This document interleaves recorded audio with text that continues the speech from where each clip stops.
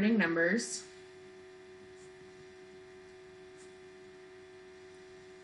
from standard form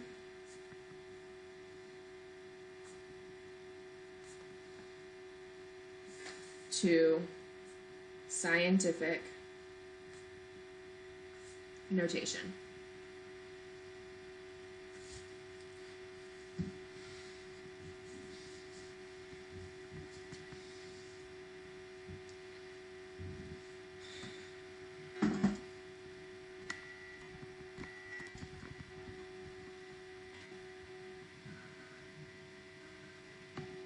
Okay, so first and foremost in standard scientific notation, you always have a number times 10 to a power. Okay, so this number that I called A is called the mantissa. You don't really need to know that, but it's just some extra information for you. And this is your power.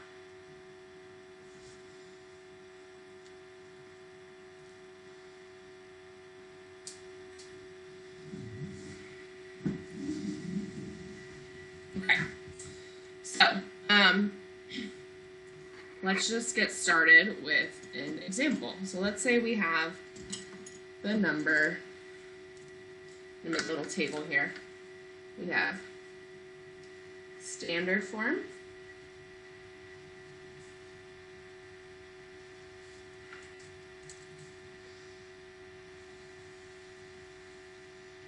and we have scientific notation.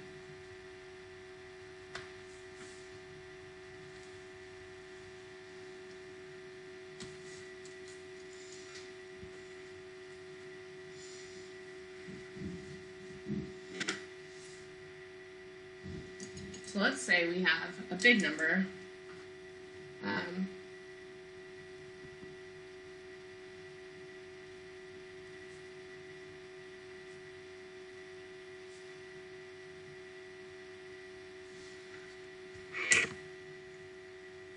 So we have 361,400,000. 361,400,000.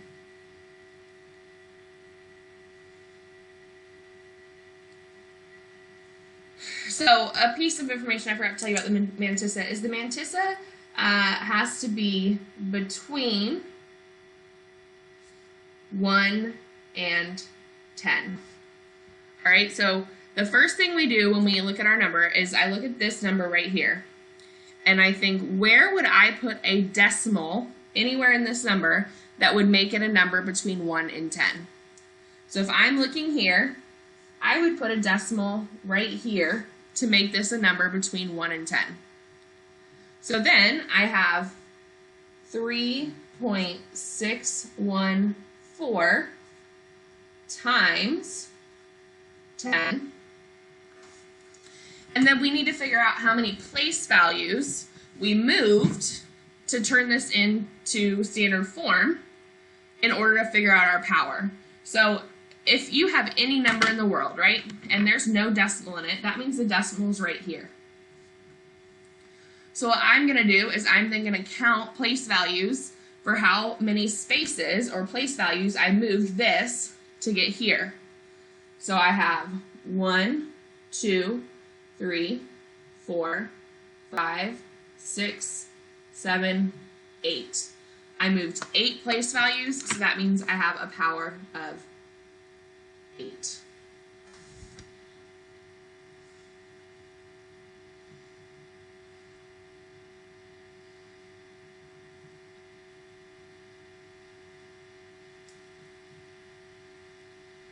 Questions on that so far?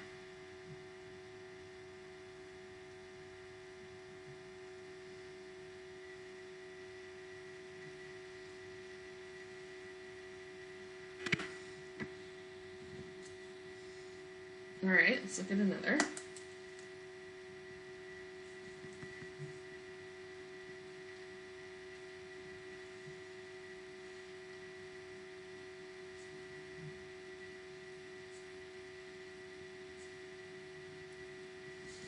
All right, right here we have 85 trillion.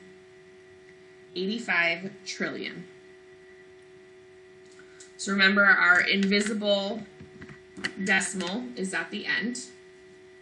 And the first thing I want to do is make 85 trillion a number between 1 and 10. So what would the number between 1 and 10 be for 85 trillion?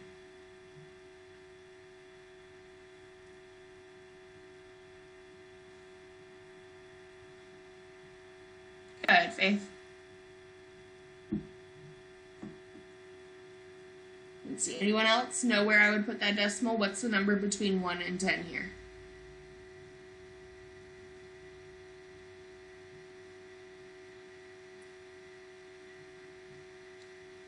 Good, close, Skylar. Good, Rihanna. Good, Skylar.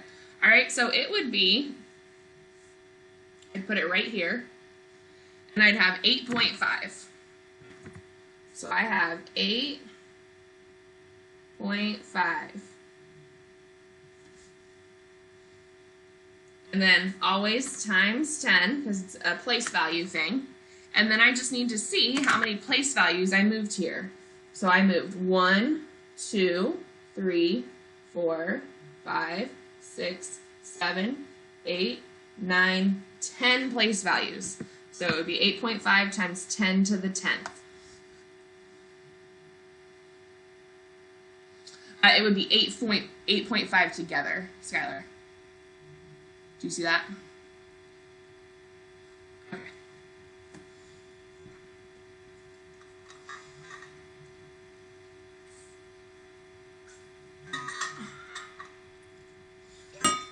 Okay. Let's look at one more like that. So let's say I have, make it a small one, 1,000. 1,000, just as it is. Now, I've said before the mantissa has to be between 1 and 10. What I really mean is it can be equal to 1, but less than 10. So when you get a problem like this, our invisible decimal's back here, and I want to make this 1. All right, so this is going to be 1. So in my answer, I would have 1 times 10 to the 1, 2, 3, third power.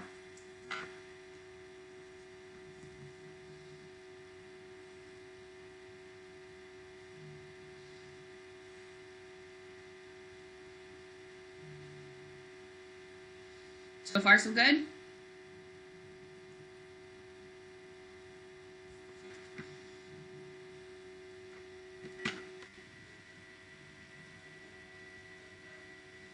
Okay.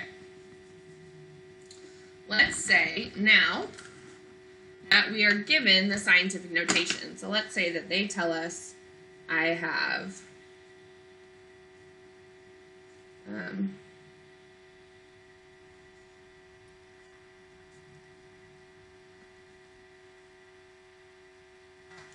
4.81 times 10 to the 6th. So this time they've given us the scientific notation.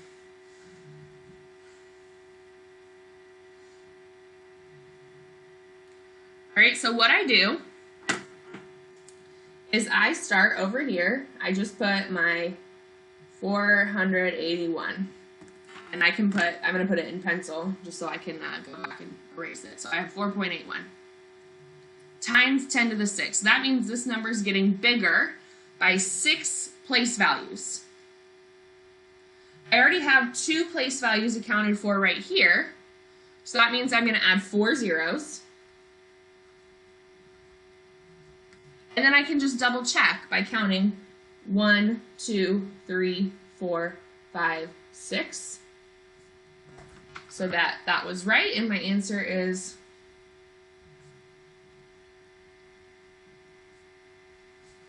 4,810,000. All right, so I figured out how many zeros I needed because there were 2 place values here. I needed 6 total place values, so that left a whole of 4.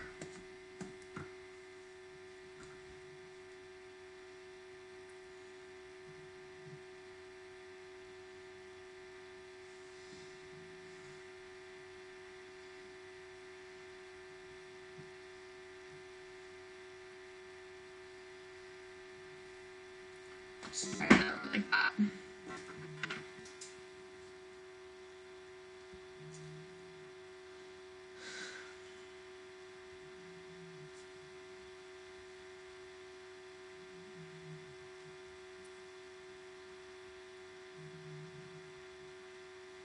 All right, 2.005 times 10 to the 8th. Go ahead and try that one.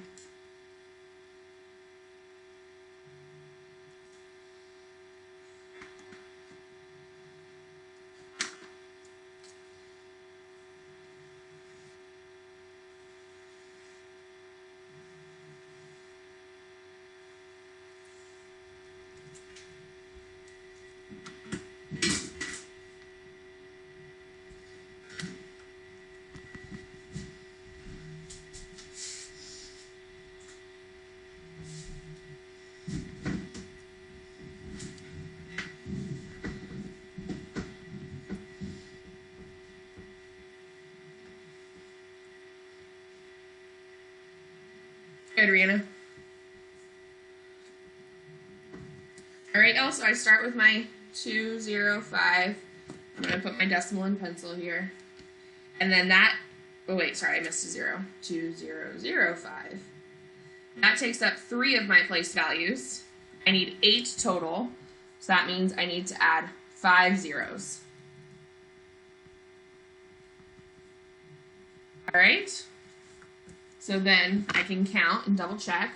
1, 2, 3, 4, 5, 6, 7, 8. It's perfect. So I have 200,500,000. Just like that.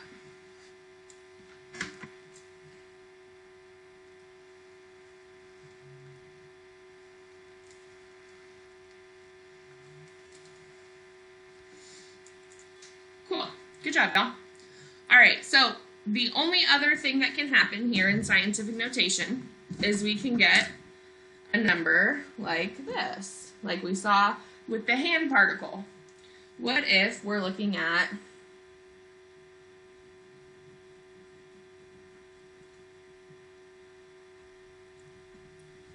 a number like that, a very small number, a number that is less than 1? We do the exact same thing, but our exponent will be negative. So right here, my first step, make this a number between 1 and 10. So I'm going to put the decimal right here. Notice we already have the decimal here, right? There's already one there. So I come over here and I start and I have 8.12 times 10. And then again, I count place values that I moved the decimal. So right here, I moved 1, 2, 3, 4, 5, 6. I moved it 6 place values, but I did it in the opposite directions as I did here. So we can notate that with a negative 6.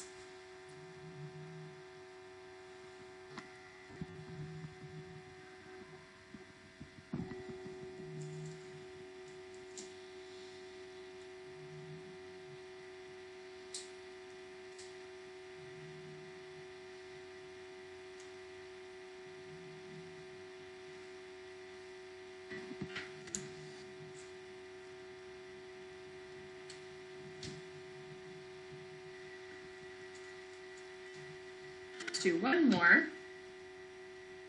This time we'll give it in scientific notation.